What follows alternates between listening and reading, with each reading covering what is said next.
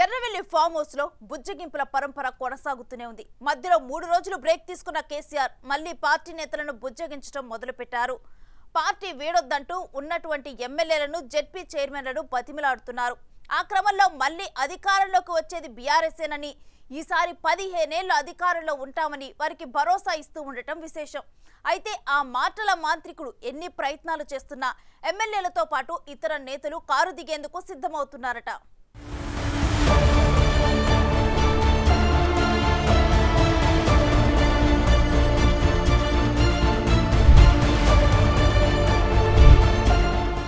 అధికారంలో ఉన్నప్పుడు నియంతలా వ్యవహరించిన మాజీ సీఎం కేసీఆర్ని పవర్ పోయాక చోటు చేసుకుంటున్న పరిణామాలు బాగా టెన్షన్ పెడుతున్నట్టు కనిపిస్తున్నాయి. ఒక పక్క ఆయన హయాంలో జరిగిన అవకతవకలపై విచారణలు, మరోవైపు వలసపోతున్న నేతలతో పార్టీ ఖాళీ అవుతుండటంతో ఆయన తెగ హైరానా పడిపోతున్నారు. అధికారంలో ఉన్నప్పుడు ప్రజాప్రతినిధుల్ని ప్రగతి భవన్ మెట్లు తొక్కనివ్వని కేసీఆర్ వారిని తానే స్వయంగా ఫోన్లు చేసి ఫామ్ హౌస్కి పిలిపించుకుని బతిమలాడుకుంటున్నారు. 10 రోజుల నుంచి పార్టీ ప్రజాప్రతినిధుల్ని ఫామ్ హౌస్కి పిలిపించుకుంటున్న ఆయన మధ్యలో 3 రోజులు బ్రేక్ తీసుకుని మళ్లీ ఆ ప్రోగ్రాం షురూ చేశారు.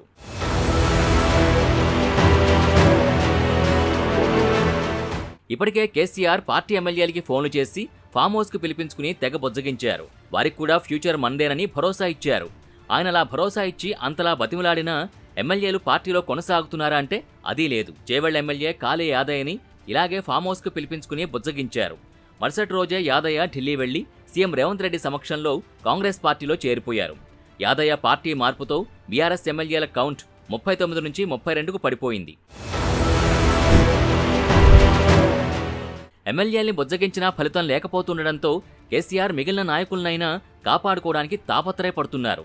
తాజాగా బీఆర్ఎస్ జెడ్పీ చైర్మన్స్ని కేసీఆర్ ఎర్రవెల్లి ఫామ్ హౌస్కి పిలిపించుకుని మీటింగ్ పెట్టారు. వారిని కుటుంబ సమేతంగా ఆహ్వానించి విందు కూడా ఇచ్చారు. తెలంగాణలో బీఆర్ఎస్ పార్టీ ఈసారి మళ్లీ అధికారంలోకి వచ్చి ఈసారి 15 ఏళ్లు అధికారంలో ఉంటుందని వారికి భరోసా ఇచ్చే ప్రయత్నం చేశారు. పనిలో పనిగా కాంగ్రెస్ ప్రభుత్వంపై అప్పుడే ప్రజల్లో వ్యతిరేకత మొదలైందని చెప్పుకొచ్చారు. అసెంబ్లీ ఎన్నికల్లో ఓడిపోయిన బీఆర్ఎస్ నెలన్నర క్రితం జరిగిన లోక్సభ ఎన్నికల్లో దారుణాతి దారుణంగా ఓడిపోయింది. ఆ విషయం ఎవరికీ తెలియదు అన్నట్టు ఆయన 15 ఏళ్ల అధికారం మనదే అని చెబుతుండడంపై ఫామ్ హౌస్కి వెళ్లొచ్చిన నేతలే సెటైర్లు విసురుతున్నారు. ఉన్న ఎమ్మెల్యేల్ని కాపాడుకోలేని కేసీఆర్ అధికారంలోకి వస్తే 15 ఏళ్లు అధికారంలో ఉంటామని చెబుతుండడం హాస్యాస్పదంగా ఉందని పార్టీ నేతలే చిరుబురులాడుతున్నారు. ఇప్పటికే 6 ఎమ్మెల్యేలు హస్తం గూటికొచ్చారు.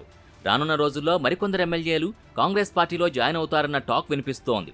జూలై 24 నుంచి అసెంబ్లీ బడ్జెట్ సమావేశాలు జరగనుండడంతో ఈలోపే గ్రేటర్ హైదరాబాద్ నుంచి కాంగ్రెస్ పార్టీలోకి పెద్ద ఎత్తున చేరికలుండే అవకాశం ఉందంటున్నారు. ఇప్పటికే పలువురు ఎమ్మెల్యేలు కాంగ్రెస్ పెద్దల నుంచి గ్రీన్ సిగ్నల్ కూడా తీసుకున్నారట.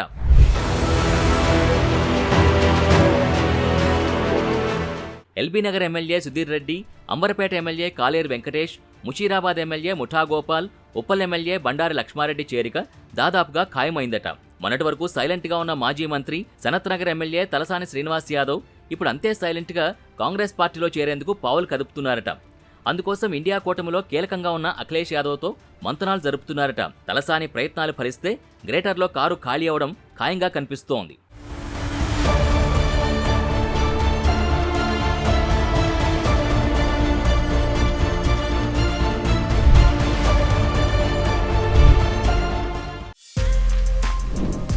For more videos like this, subscribe Big TV channel.